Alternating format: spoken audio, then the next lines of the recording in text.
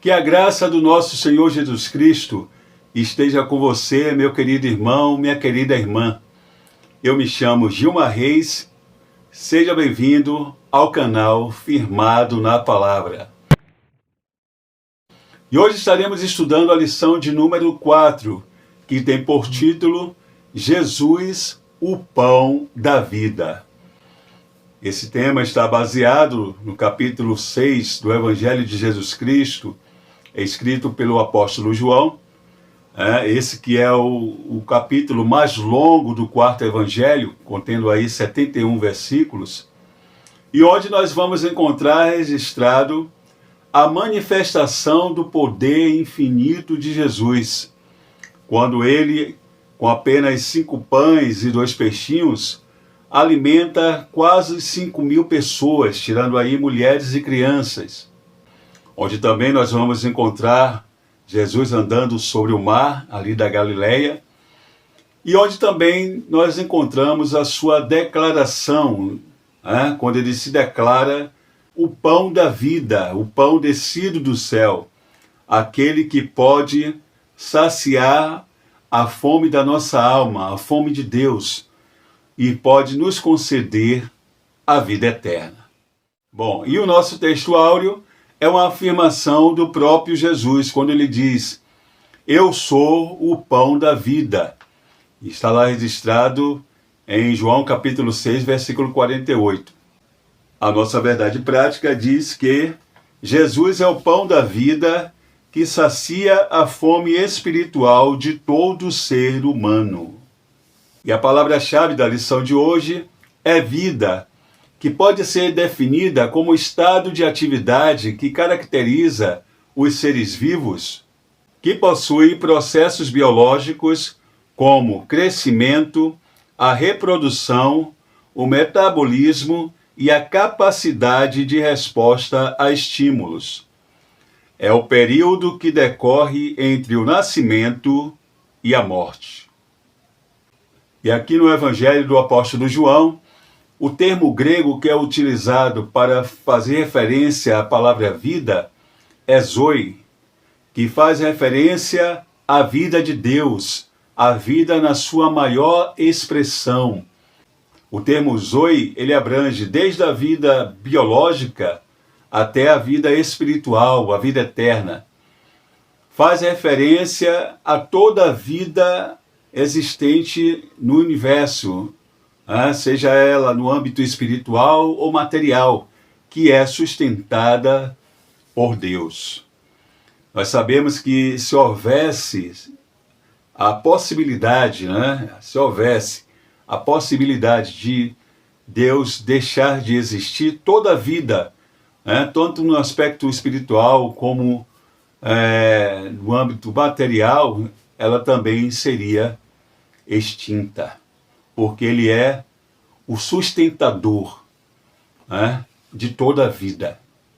É ele que concede a vida espiritual e material. Ele é a fonte de toda a vida em todo o aspecto. Bom, e o nosso texto bíblico em classe, a perícope que foi tirada pelo autor ali do capítulo 6 para ser utilizada como texto bíblico em classe, está lá no capítulo 6 do Evangelho de João, verso de 1 a 14.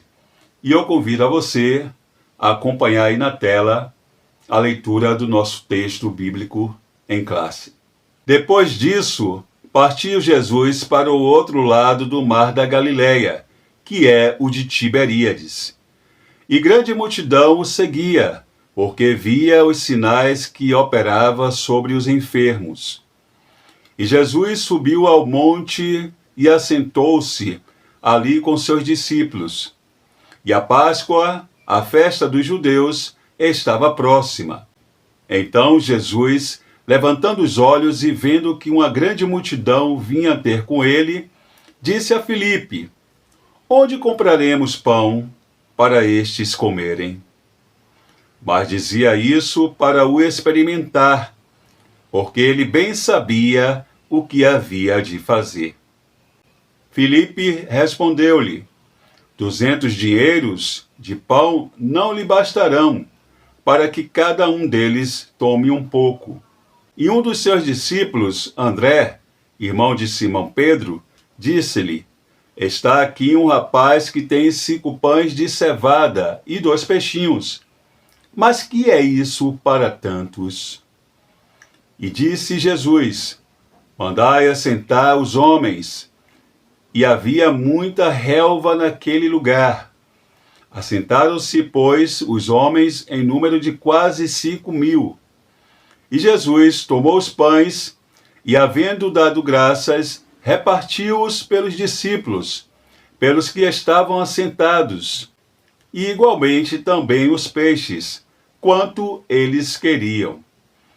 E quando estavam saciados, disse aos seus discípulos: recolhei os pedaços que sobejaram, para que nada se perca. Recolheram-nos, pois, e encheram 12 cestos de pedaços dos 5 pães de cevada, que sobejaram aos que haviam comido.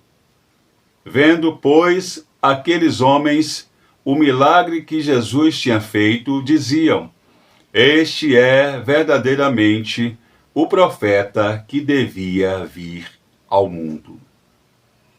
Na semana passada, nós estudamos a lição de número 3, sob o tema A Verdadeira Adoração. Aquela lição teve como base o capítulo 4 do Evangelho de João, onde está registrado o encontro de Jesus com a mulher samaritana. Nós vamos lembrar que Jesus estava vindo da Judéia para a Galiléia, e nesse trajeto ele passa por Samaria, onde tem aquele encontro com aquela mulher samaritana. E ao chegar na Galiléia, Jesus ele vai para a cidade de Caná. Ele vai pela segunda vez à cidade de Caná, onde ele havia transformado a água em vinho. E ali na cidade de Caná, ele vai curar o filho de um oficial que está lá em Cafarnaum, enfermo, e com apenas uma palavra, Jesus ele cura o filho desse oficial, que estava enfermo lá na cidade de Cafarnaum. Depois disso, nós vamos adentrar no capítulo 5, e no verso 1 nós vamos encontrar Jesus retornando pela segunda vez a Jerusalém para participar de uma festa dos judeus, que muito provavelmente seria a festa dos tabernáculos. Nós não temos como ser dogmáticos em relação a isso, mas muito provavelmente seria a festa dos tabernáculos, com base na menção que do versículo 4, no capítulo 6, que diz que a Páscoa estava próxima, e ali são acontecimentos subsequentes. Nós entendemos que possivelmente a festa que é mencionada no verso 1 do capítulo 5 seria a festa dos tabernáculos. E lá em Jerusalém nós vamos ver que Jesus ele cura ali no tanque de Betesda. Betesda significa casa de misericórdia. Um paralítico que está ali há 38 anos.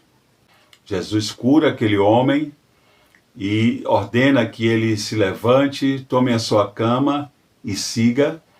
E como se trata de dia de sábado, ele vai ter que enfrentar os questionamentos dos escribas e dos fariseus, que vão ficar agitados, e vão questionar aquele homem porque ele está carregando a sua cama no dia de sábado. É interessante que eles não se atentam para o grande milagre que ocorreu ali, Aquele homem está há 38 anos naquela situação. É um grande milagre isso, mas os religiosos, eles não se atentam para isso. Eles estão preocupados com seus preceitos, com o fato de que os legalistas, com o fato de ser um dia de sábado, e aí eles questionam aquele homem. E Jesus depois tem que enfrentar os questionamentos daqueles religiosos, e que ficam mais enfurecidos quando Jesus, em seu discurso, ele se declara filho de Deus e igual com o Pai.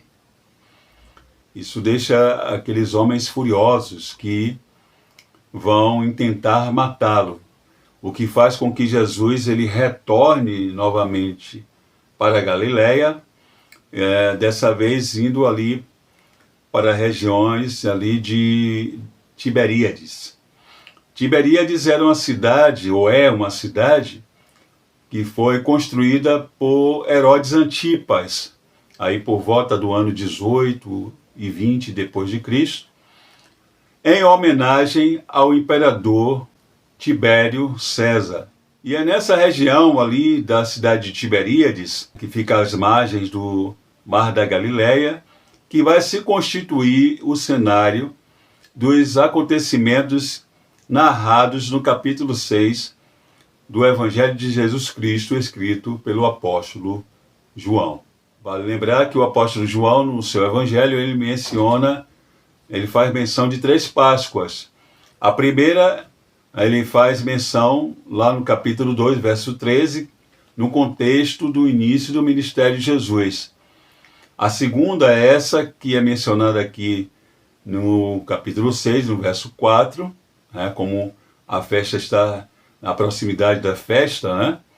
E a terceira vai ser mencionada no capítulo 11, verso 55, ali no contexto da morte, da prisão e morte de Jesus Cristo. Ou seja, essa aqui do capítulo 6, seria a penúltima Páscoa que Jesus participaria, porque daqui ao ano ele seria preso e crucificado. Então, no capítulo 6 do Evangelho de João, nós vamos encontrar Jesus, juntamente com os seus discípulos, após retornarem da viagem de Jerusalém, indo para outra margem do Mar da Galileia, a fim de ficarem reservados, ficarem sozinhos ali em comunhão para descansarem um pouco. Haja vista que, devido a Jesus realizar milagres, curas, no meio do povo, por onde ele passava, ia acompanhando uma grande multidão. E Jesus, querendo ficar um pouco sozinho com os seus discípulos, eles atravessam para outra margem do Mar da Galileia, mas quando desembarcam, eles percebem que vinha ali a multidão seguindo-os. E em Mateus, de forma mais detalhada, nós vamos ver que Jesus, quando ele levanta os olhos, que vê ali aquela grande multidão, ele é compelido de íntima compaixão. Jesus sabia que aquelas pessoas estavam o seguindo não por causa da mensagem do Evangelho, não por causa da pregação sobre o reino de Deus, não por causa de ele ter se declarado filho de Deus, porque muitos não criam, mas eles estavam seguindo por causa dos milagres, por causa das bênçãos materiais. Eles estavam interessados nos benefícios que aquele curandeiro poderia lhes dar. Mas Jesus, com seu infinito amor, porque olhava e via ali eles como ovelhas sem pastor, continua ali curando os enfermos que estavam ali no meio do povo. E a tarde vai chegando, e os discípulos de Jesus começam a ficar incomodados e pedem para que Jesus disperse a multidão. E Jesus, então, chega em Filipe e diz: olha, onde nós vamos comprar pão para alimentar essas pessoas? Alguns comentaristas dizem que Jesus pergunta a Filipe pelo fato dele morar ali em Betsaida. Ficava a 14 quilômetros do local onde eles estavam. Jesus, então, para testá-lo, faz a pergunta a ele. E nós vamos ver que Filipe, ele não passa no teste, não é verdade? Porque apesar de ele ter visto Jesus realizar todos aqueles milagres, né, Jesus ele curou o filho de um oficial apenas com uma palavra. Apesar de ele já ter visto ali no tanque de Betesda, Jesus curar um homem que estava paralítico ali há 38 anos, Filipe ele olha para a situação puramente com os olhos naturais, de forma racional, esquecendo-se de quem está ali ao seu lado, que é o Filho de Deus, aquele que pode todas as coisas, que pode realizar o milagre, se assim o quiser. E ele, esquecendo-se disso, né, ele olha para a situação de forma racional, com sua mente pragmática, e diz a Jesus: olha, para alimentar essa multidão, no mínimo precisaríamos ter 200 denários. Só para a gente ter uma ideia, o denário era uma moeda de prata romana. E um denário equivalia ao pagamento de um dia de trabalho de um trabalhador comum. Então, 200 denários equivalia a 6, 8 meses de trabalho desse trabalhador comum. Era muito dinheiro. Eles não tinham esse dinheiro. Mas o fato é que Jesus esperava uma expressão de fé da parte de Filipe, que ele, reconhecendo que ele era o Filho de Deus, e sabendo que ele, se assim quisesse, poderia realizar o milagre, depositasse a sua fé nele, entendendo que aos olhos humanos era impossível alimentar aquela multidão, mas se Jesus quisesse, poderia novamente realizar o milagre. Mas o que Filipe apresenta a Jesus é uma lista de fatos. E quando ele está ali com Jesus, Filipe está ali com Jesus, chega um outro discípulo, que é André, irmão de Simão Pedro, trazendo um menino que tem ali no seu cesto 5 pães de cevada e 2 peixinhos. Então André traz aqueles pães ali, mas logo conclui: aqui tem um menino, um garoto com 5 pães e 2 peixinhos, mas o que é isso para tanta gente? É interessante que o pão de cevada era um pão inferior, era um pão que somente os pobres comiam. As pessoas mais abastadas comiam pão de trigo, que eram de uma qualidade melhor. O pão de cevada era um pão granulado, um pão duro. Então, a qualidade era inferior. Era um pão apenas, talvez, não fosse suficiente para saciar a fome de uma pessoa.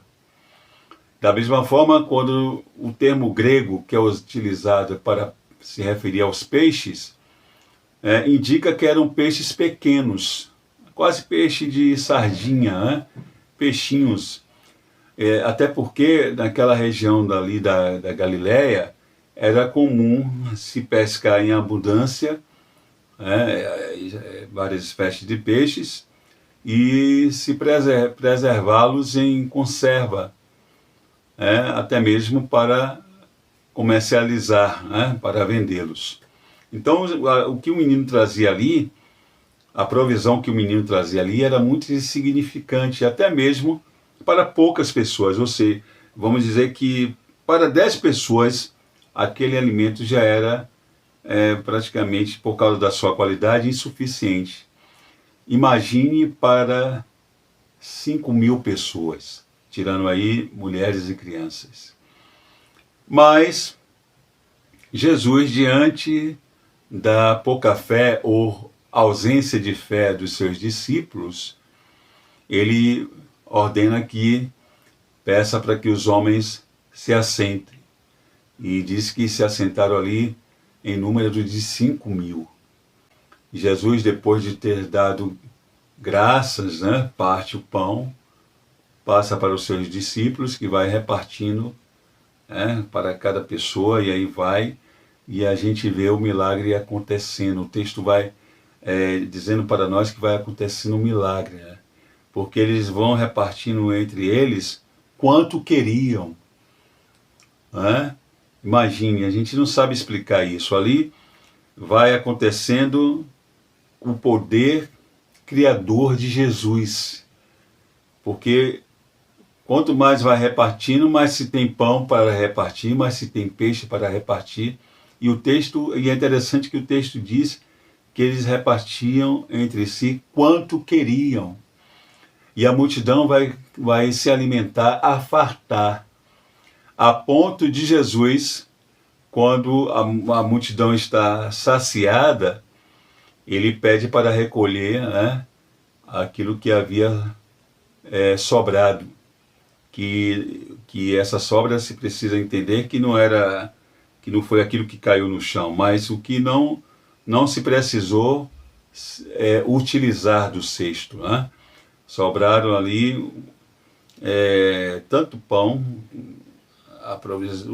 o que sobrou daquela provisão, daquela multiplicação, se constituiu em 12 cestos.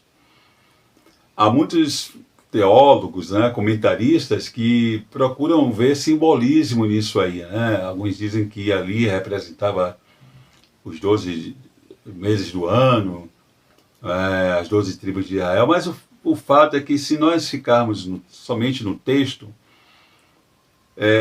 o que a gente vê ali é simplesmente que foi um grande milagre, porque, como nós já falamos, se 5 pães e 2 peixinhos era insuficiente para alimentar ali 10 pessoas, imagine 5.000 pessoas.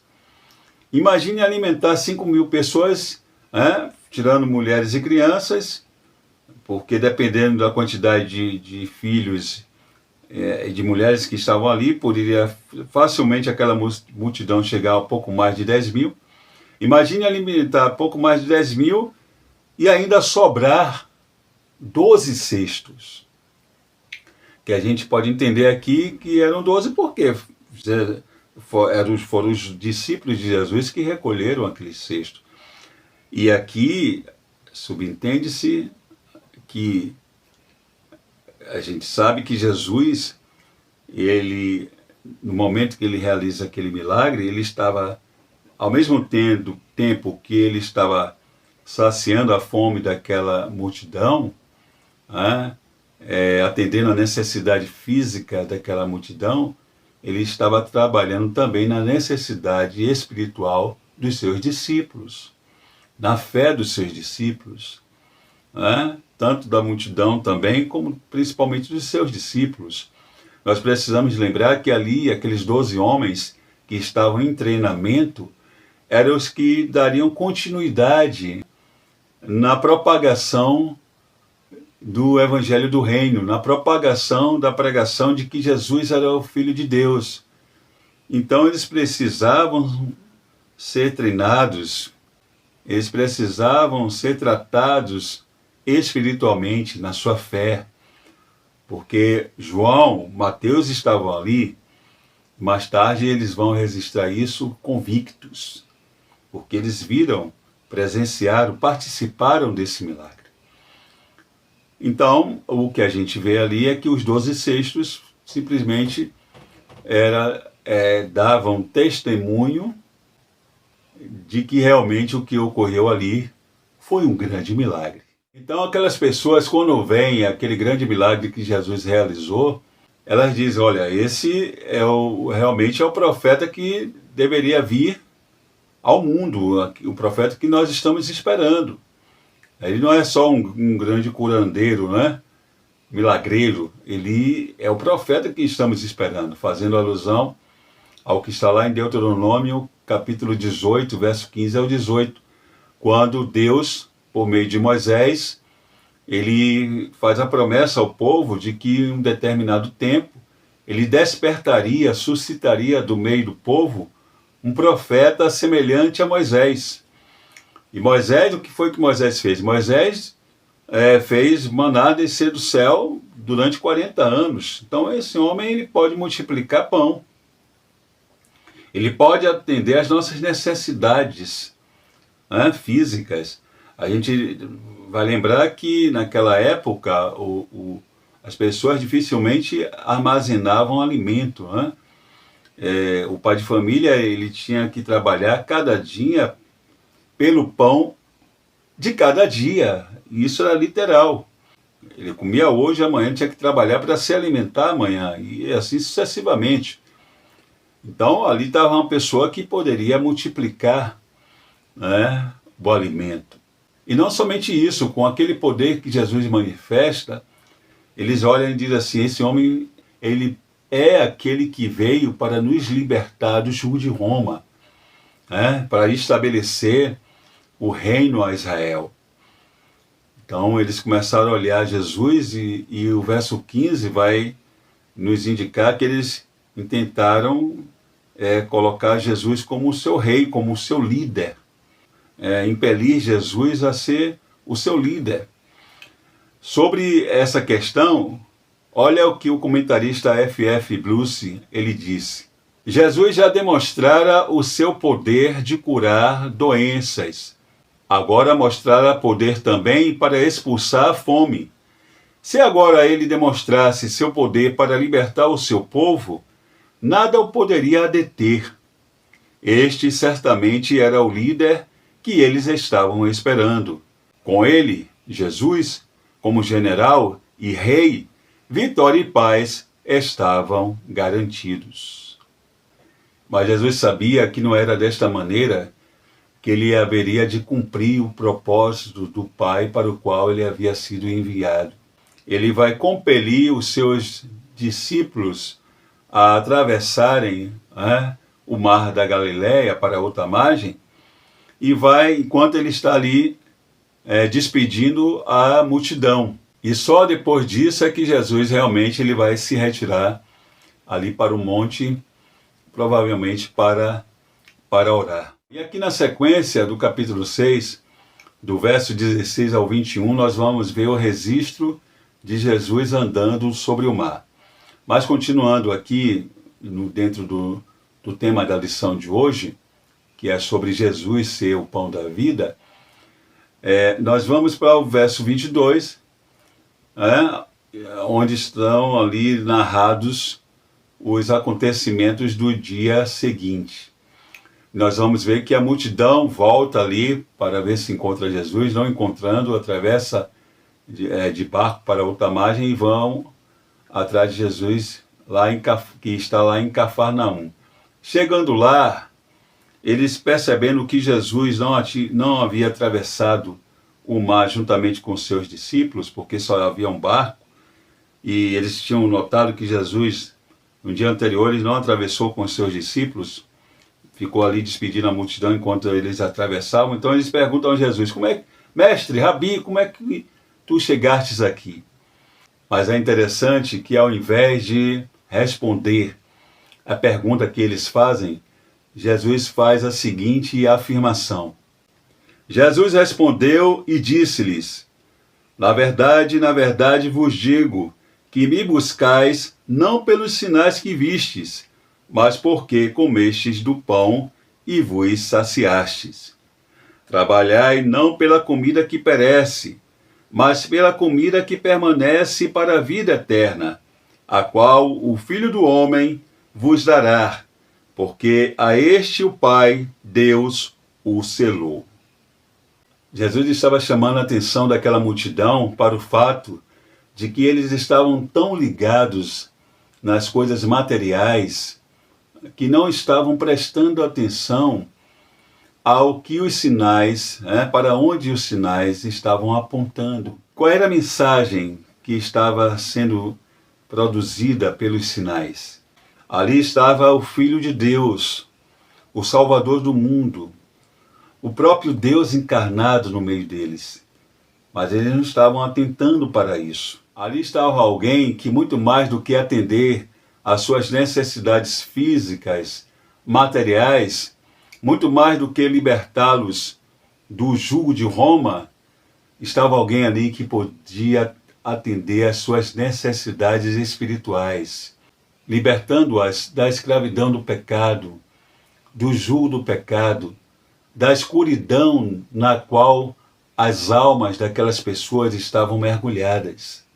E essas eram necessidades mais urgentes para serem atendidas, porque atendê-las garantiriam salvação e vida eterna para todas aquelas pessoas. É por isso que Jesus ele diz: vocês precisam trabalhar não pela comida que perece, mas sim pelaquela que permanece, e que conduz para a vida eterna. Aquele pão que eles haviam comido tinha o poder de nutrir o corpo físico temporariamente, por um tempo, porque logo logo eles sentiriam fome e necessitariam de novo se alimentar. Mas Jesus estava oferecendo um alimento espiritual, que era capaz de nutrir a alma permanentemente, que era capaz de preencher todo o vazio, e retirando toda a angústia, toda a incerteza que invadia a vida daquelas pessoas. Esse é o pão que eu vos ofereço. Jesus estava oferecendo ele como o próprio pão, e eles ainda não estavam entendendo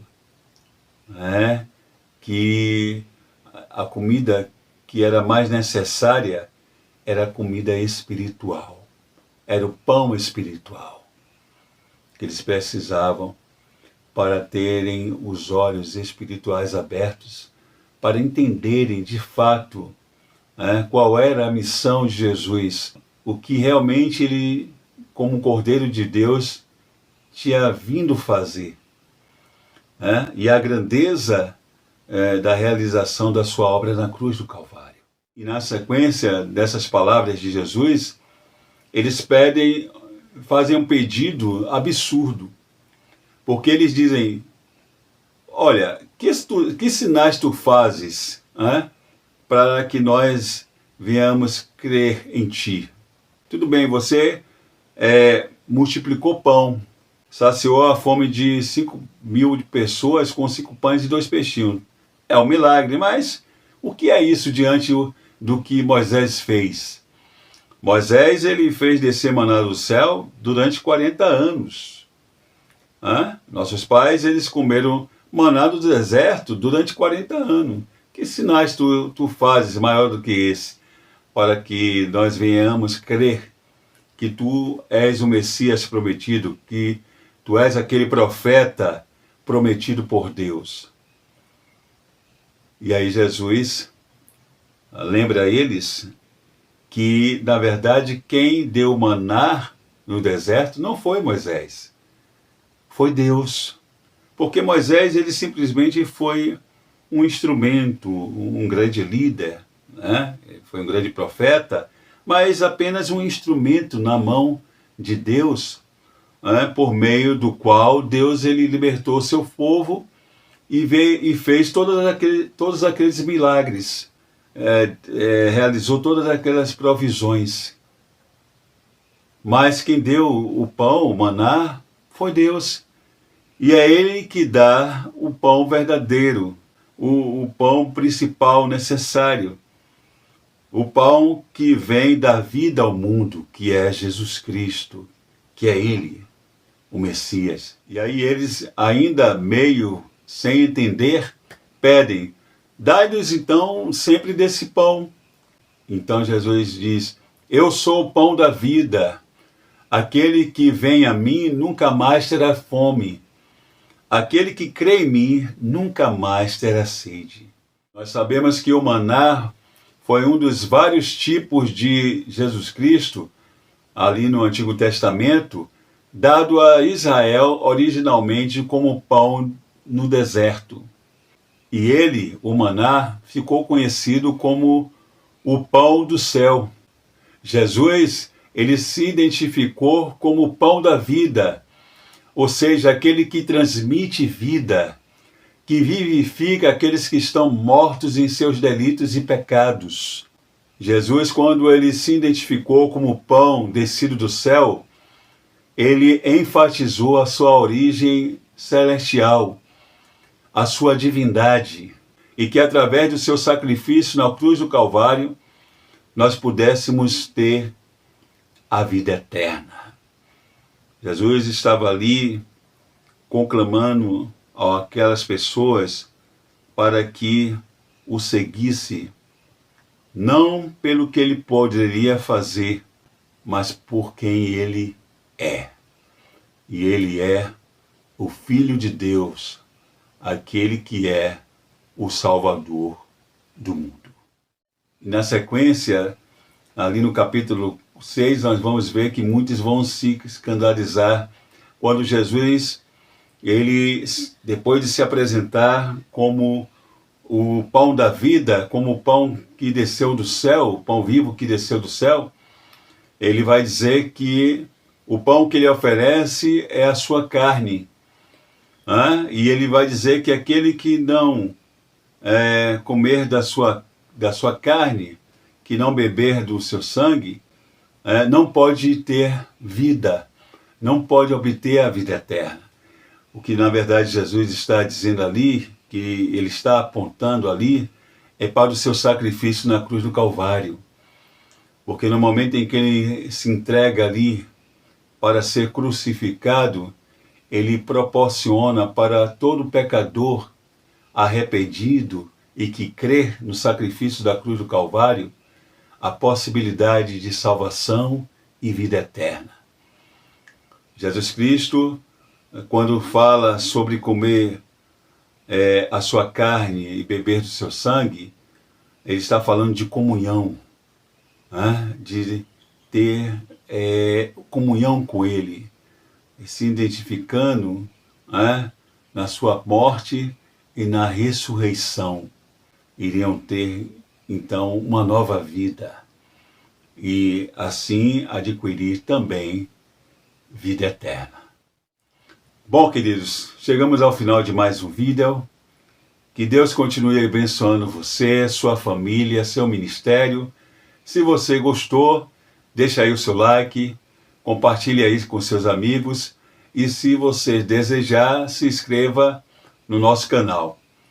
Que Deus continue abençoando você e até a próxima lição.